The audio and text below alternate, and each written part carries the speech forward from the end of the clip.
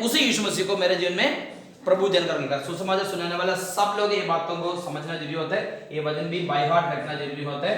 Romeo का पत्री अध्याय 10 का 9 है, मुंह से यीशु को प्रभु जानकर अंगीकार करना, दूसरा मन में क्या विश्वास करना, क्या विश्वास करना। कुछ लोग बोलते हैं विश्वास, हाँ विश्वास है, क्या विश्वास है, ये विश्वास होना चाहिए। क्या विश्वास होना चाहिए? पिता परमेश्वर ने यीशु मसीह को मरे हुए में से जिलाया, ये हम मन में विश्वास करना। नेक्स्ट, अगर यीशु मसीह को जिलाया तो उसी यीशु मसीह को मेरा व्यक्ति जीवन में प्रभु जानकर अंगीकार करेगा तो हमें क्या मिलेगा? उद्धार, उद्धार मिलेगा। समझ में आ गया? ये बात ही अच्छा से समझना। उद्धार के इंग्लिश में क्या बोलते हैं? सैल्वेशन। ये बात सब लोग जानना, बेसिक बात है, सबसे पहले समझने वाला बात है। तो कोई व्यक्ति के पास सुसमाचार सुनाने के समय पर लोग सोचेंगे क्या बोलेंगे, कैसे बोलेंगे, ये बात निश्चय लोगों के पास बोलना।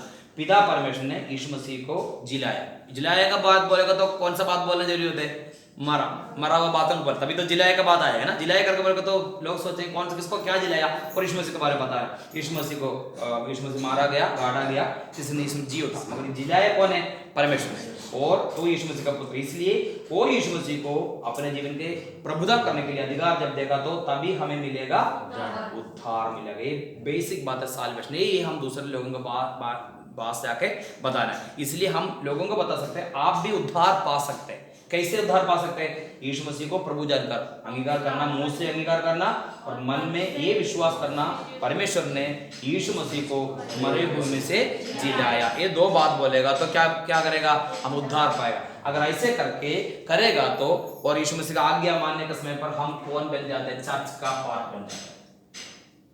तभी कौन बन जाते हैं? कहां पर बन जाते हैं? चर्च का एक पार्ट। हम लोग चर्च का पार्ट बन जाते हैं। इसलिए कर्म से नहीं है, यीशु मसीह को अंगीकार करने से हमें क्या मिलेगा? उद्धार मिलेगा। क्लियरली एक वचन इसी किताब में है, पढ़ेंगे। प्रेरितों का काम अध्याय 10। अध्याय 10 में कौन है? कुरनेलियुस। Very good. प्रेरितों का किताब अध्याय 10 में कुरनेलियुस है। कुरनेलियुस के बारे में बहुत कुछ बात उधर लिखा है, पढ़ेंगे थोड़ा सा। शुरुआत का कुछ वचन पढ़ेंगे। प्रेरितों का काम 10 पढ़े, 10 से 1 से लेकर पढ़ेंगे। कैसरिया में कुरनेलियुस नाम का एक मनुष्य था, जो इतालियानी नामक पलटन का सूबेदार था। इतालियानिया क्या है? इटली, ठीक है, जो भी इतालियानी उधर का क्या नाम है? सूबेदार। उनका नाम है कुरनेलियुस। कुरनेलियुस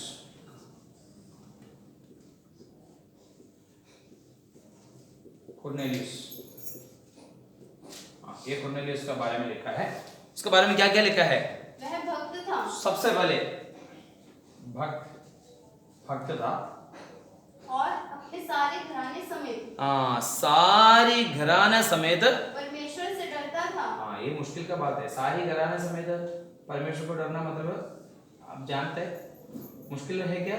इसी एक ही परिवार एक ही साथ मुश्किल है, मगर ये कुरनेलियुस के बारे में लिखा है वो सारा घराना एक ही साथ परमेश्वर को डरता था। एक ही साथ। नॉर्मली माता पिता है तो बच्चे थोड़ा दूर होगा, बच्चे मसीह में है तो माता पिता दूर होगा, भाई एक भाई विश्वास में है तो एक भाई दूर होगा, हमेशा ऐसे हम देखते हैं। मगर कुरनेलियुस के बारे में लिखे बहुत भक्त व्यक्ति था, वो सारे घराना समेत परमेश्वर को डरता था। तीसरा, यहूदी लोगों को बहुत दान देता था। ये दान देता था यहूदी लोगों को। ये जाति है मगर यहूदी लोगों को दान देता था।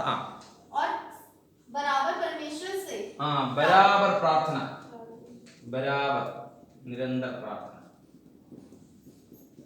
बराबर प्रार्थना करता था। उसने दिन के तीसरे पहर के निकट दर्शन में स्पष्ट रूप से देखा कि परमेश्वर 22 भी पढ़ेंगे, थोड़ा सा 22 भी पढ़ेंगे। उन्होंने कहा, कुरनेलियुस सूबेदार, जो धर्मी और परमेश्वर से ये कौन भी था? धर्मी था, ठीक है, धर्मी व्यक्ति था। पढ़ेंगे। धर्मी और परमेश्वर से डरने वाला। इधर लिखा है धर्मी और परमेश्वर का डरने वाला। धर्मी और परमेश्वर का डरने वाला। और सारी यहूदी जाति में सुनाम मनुष्य है। इसमें क्या है? सुनाम। कितना गुण है इनका पास? 7। मैंने 7 बात लिखा। भक्त था, सारे घराना समेत परमेश्वर को डरते थे, दान देते थे, बराबर प्रार्थना करते थे, धर्मी व्यक्ति था और परमेश्वर से डरते थे और सुनाम व्यक्ति था। इनके बारे में 7 बात लिखा है, और भी अगर डिवीजन करेगा तो बहुत कुछ हम अलग अलग लिख सकते हैं। मगर इधर एक बात आप देखना, इतना अच्छा बात कुरनेलियुस के बारे में लिखा है। कुरनेलियुस कौन है? यहूदी के जादी है, जादी व्यक्ति, ठीक है। हम जानते हैं 10वें अध्याय में कुरनेलियुस एक जादी है, यहूदी ने। और इधर एक धर्म करके लिखा। धर्म का मतलब रिलीजियस भक्ति, रिलीजियस धार्मिक तौर से सुबह जाना है, चर्च में जाना है, दान देना, दशम, ये सब कुछ बोलते हैं धार्मिक तौर से जो कुछ लिखा है। और इनके बारे में बहुत बात लिखा है। मगर 10वीं अध्याय 4 वचन पर पढ़ेंगे, 10 का 4 पढ़ेंगे। उसने उसे ध्यान से देखा हाँ, और डरकर कहा, हाँ, हे प्रभु, हे प्रभु, क्या है? हाँ, उसने उससे कहा, प्रभु ने उसे कहा, तेरी प्रार्थनाएं और तेरे दान। देखो तेरी प्रार्थना है, प्रार्थना करते थे सारे घराने समेत, प्रार्थना करते थे। और दान, प्रार्थना और दान कहाँ पर गया? हाँ, परमेश्वर के पास आ गया। दान और सारा प्रार्थना मेरे पास आ गया। हाँ, और अब याफा में, हाँ, अभी तुम क्या करना? अभी याफा में मनुष्य भेजकर, याफा में किसी को भेजना। याफा में कौन है? उधर पत्रस है। ये बातों को अच्छा से समझना, पत्रस, ये बातों को अच्छा समझना। बहुत अच्छा काम करते थे, मगर इनका जीवन में उद्धार नहीं पाया था। उद्धार पाने के लिए परमेश्वर ने बोल दिया, याफा में एक व्यक्ति है, पत्रस है, वाइपर है, किसी को भेजकर पत्रस को बुलाना। पत्रस आकर तुम्हें क्या करेंगे? सुसमाचार को सुनाएंगे। ये बातों को आप जानते हैं, सब कुछ बोलने का जरूरत नहीं है। उधर ये क्या किया था, और पढ़ेंगे, थोड़ा सा और पढ़ेंगे। और अब याफा में हाँ, मनुष्य भेजकर को शमौन को, जो पतरस कहलाता है, हाँ, बुलवा ले। हाँ, वह शमौन, हाँ, चमड़े का धंधा करने वाले के यहाँ, हाँ, अतिथि है, हाँ, जिसका घर समुद्र के किनारे है। हाँ, बस इतने काफी। और पतरस भाई जाके क्या किया था? कुरनेलियुस के घर पे गया। कुरनेलियुस में घर पे जाके पढ़ेंगे 23 से लेकर, है ना? हाँ, तब उसने उन्हें हाँ, भीतर बुलाकर उनकी मैंने 10 का 23, तब दूसरे दिन, हाँ, 23 नहीं, हाँ, 23 का सेकंड पार्ट पढ़ेंगे। सही है, सही है। हाँ, दूसरे दिन हाँ, वह उनके साथ गया, हाँ, और याफा के भाइयों में से हाँ, कुछ उसके साथ हो लिए। हाँ, दूसरे दिन हाँ, वे कैसरिया पहुंचे, हाँ, और कुरनेलियुस अपने हाँ, कुटुंबियों और प्रिय मित्रों को हाँ, इकट्ठा करके हाँ, उनकी बाट जोह रहा था। हाँ, जब पतरस भीतर आ रहा था, हाँ, तो कुरनेलियुस ने उससे भेंट की, हाँ, और उसके पांवों पर गिरकर हाँ, उसे प्रणाम किया। हाँ, परंतु पतरस ने उसे उठाकर कहा, हाँ, खड़ा हो, मैं भी तो मनुष्य हूँ। हाँ। और उसके साथ बातचीत करता हुआ, एक सेकंड बेटा, 37 पढ़ेंगे, 37, 10 का 37 पढ़ेंगे। वह वचन, हाँ, वही वचन तुम जानते हो, हाँ, जो यूहन्ना के हाँ, बपतिस्मा के प्रचार के बाद हाँ, गलील से आरंभ होकर सारी यहूदिया में फैल गया। हाँ, पतरस ने कुरनेलियुस से एक बात पूछा है, तुम एक बात जानते हो, गलील का बपतिस्मा का बाद, यूहन्ना का बपतिस्मा का प्रचार के बाद गलील से आरंभ होकर, वो कौन है? गलील से आरंभ कौन किया था? यीशु मसीह। हाँ, गलील से आरंभ होकर सारे यहूदिया में फैल गया। वो क्या है? सुसमाचार, यीशु मसीह का सुसमाचार पढ़ेंगे। वो तुम सुना है। अभी देखो, ये कुरनेलियुस का जीवन का अच्छा बात साथ लिखा है, मगर याफा में लोगों को भेजने के लिए बोल दिया। पतरस आके एक बात पूछा, यूहन्ना का बपतिस्मा का प्रचार का बाद गलील से आरंभ होकर सारे यहूदी में फैल गए, वो तुम सुना है क्या? पूछा, पढ़ेंगे 38। परमेश्वर ने हाँ, किस रीति से यीशु नासरी को हाँ, पवित्र आत्मा हाँ, और सामर्थ्य से अभिषेक किया। हाँ, वह भलाई करता, हाँ, और सबको जो शैतान के हाँ, सताए हुए थे, हाँ, अच्छा करता फिरा, हाँ, क्योंकि परमेश्वर उसके साथ था। हाँ, हम उन सब कामों की गवाह है, हाँ, जो उसने यहूदियों के देश हाँ, और यरूशलेम में भी किए, हम्म। और उन्होंने उसे बस इतना काफी। अभी 43 तक का पढ़ेगा तो यीशु मसीह के बारे में सारा बात कौन बता दिया? पतरस कुरनेलियुस को। पहले कुरनेलियुस भक्त था, सारे घराना समेत परमेश्वर को देते थे, दान देते थे, बराबर प्रार्थना करते थे, सब कुछ करते थे। मगर यीशु मसीह के बारे में, यीशु मसीह का प्रचार के बारे में, यीशु मसीह का सुसमाचार के बारे में इनका ज्यादा जानकर नहीं था। ये सारा बात कौन बता दिया? पतरस जाकर कुरनेलियुस को बता दिया। ये सारा बात बोलने के बाद 44 पढ़ेंगे, 44। पतरस की बातें कह ही रहा था हाँ कि पवित्र आत्मा हाँ वचन के सब सुनने वचन के सब सुनने वालों पर उतर। पत्रुस ने ये वचन जब यीशु मसीह का सुसमाचार सुना रहा था तभी पवित्र आत्मा सुनने वाले के बीच में आ गया। समझना, एक व्यक्ति धार्मिक हो, कुछ भी हो, धार्मिक का मतलब धार्मिक भक्ति के बारे में बोलते हैं, रिलीजियस जो भक्ति के बारे में बोले, और रिलीजियस से जितना भी हो, एक्चुअली यीशु मसीह को जब तक ग्रहण नहीं करेगा तो उनको साल्वेशन नहीं मिलेगा, काम का द्वारा नहीं साल्वेशन। बहुत लोग बोलते हैं हम ये करते हैं, हम प्रार्थना करते हैं, हम दान करते हैं, हम चर्च में जाते हैं, सब हम धूपबत्ती जलाते हैं, मोमबत्ती जलाते हैं, जो भी कुछ बोलेगा तो उससे साल्वेशन नहीं मिलेगा। साल्वेशन केवल यीशु मसीह का द्वारा ही होगा। इसलिए समझना, यीशु मसीह का बहुमूल्य लहू से खरीदा हुआ लोगों को झुंड है। इसलिए हमारे टॉपिक में आएंगे, ये कलीसिया, ये जो दीवट किसका छाया है?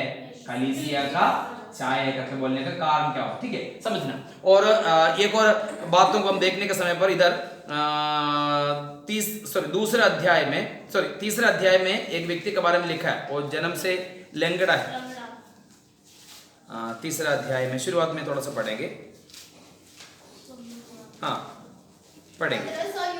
हाँ, तीसरे पहर प्रार्थना के समय मंदिर में जा रहे थे और लोग एक जन के लंगड़े को ला रहे थे, जिसको वे प्रतिदिन मंदिर के उस द्वार पर जो सुंदर कहलाता है बैठा देते थे कि वह मंदिर में जाने वालों से भीख मांगे।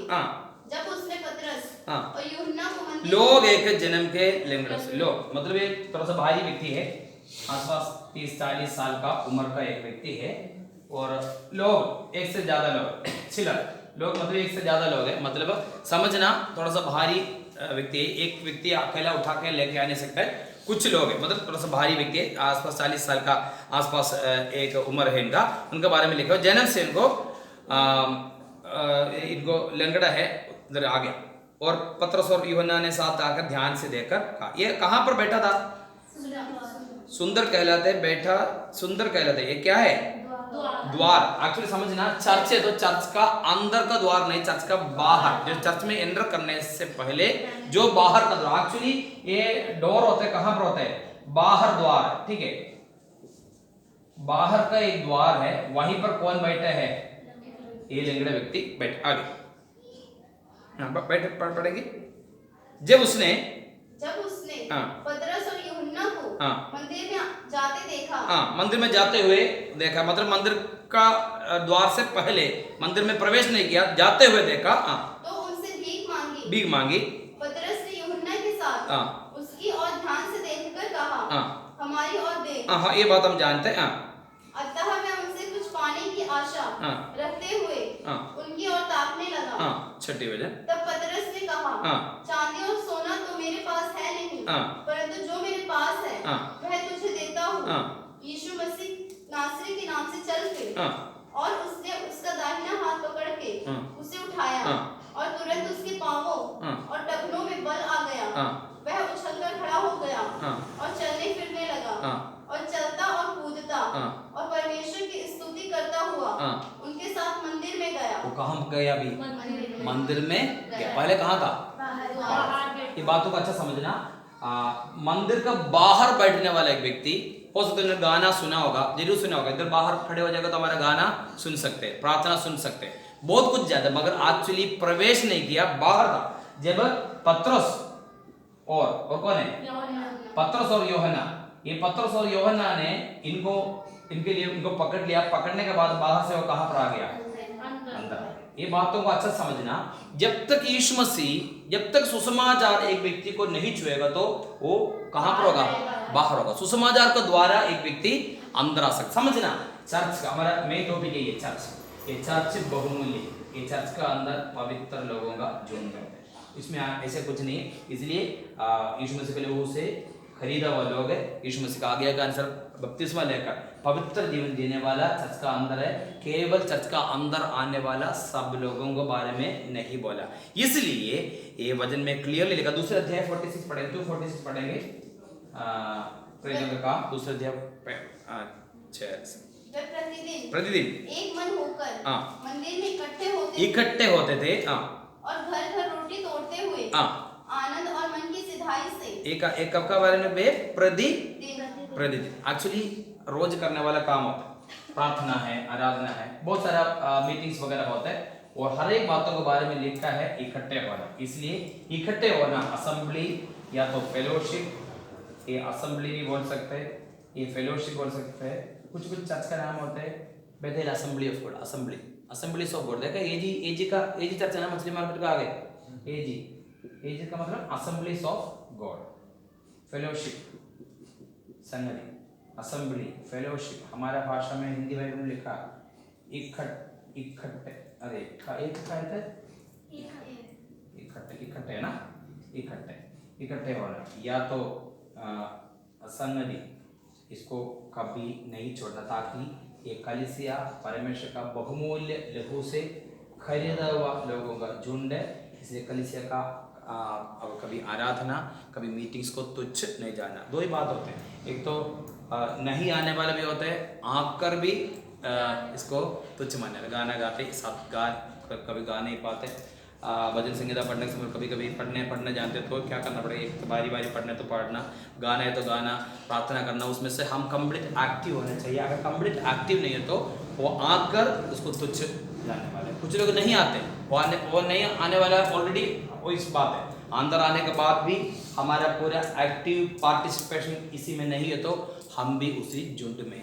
इसलिए जैसे हम प्रभुवच का सेवकाई में बोलते हैं अपने आप को जांचने के बाद अयोग्यता का साथ, इसमें क्या लिखा है, अनुचित रीति से ना,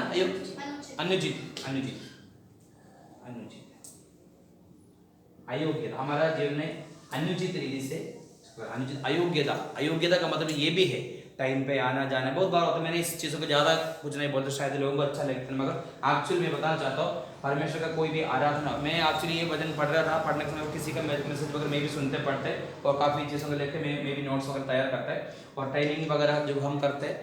उन्होंने ऐसे एक सवाल बात पूछा था, जिससे मेरा नहीं, मैं आपसे भी पूछना चाहता हूँ, ऐसे हम प्रार्थना अगर 10 बजे आराधना शुरू करेंगे तो हम कब आ सकते हैं, कब आ सकते हैं, कभी भी आ सकते हैं, मतलब 10 बजे से पहले भी आ सकते हैं। मगर हमें समझना ये कलीसिया को जो वैल्यू है, मैंने बोलते परमेश्वर के सामने कलीसिया प्रेशियस है, ये बातों को अच्छा समझना। कलीसिया परमेश्वर के लिए बहुमूल्य, क्या उतना मूल्य हम देते क्या? अगर नहीं है तो हम इसको देने के लिए सीख लें। मैंने बोलते केवल संडे एक आराधना का नहीं, कोई भी छोटा प्रार्थना का नहीं, हर एक प्रार्थना में, क्योंकि परमेश्वर बहुमूल्य समझने वाली चीजों को हम उसका मूल्य नहीं दे सकते तो हम अयोग्य हैं।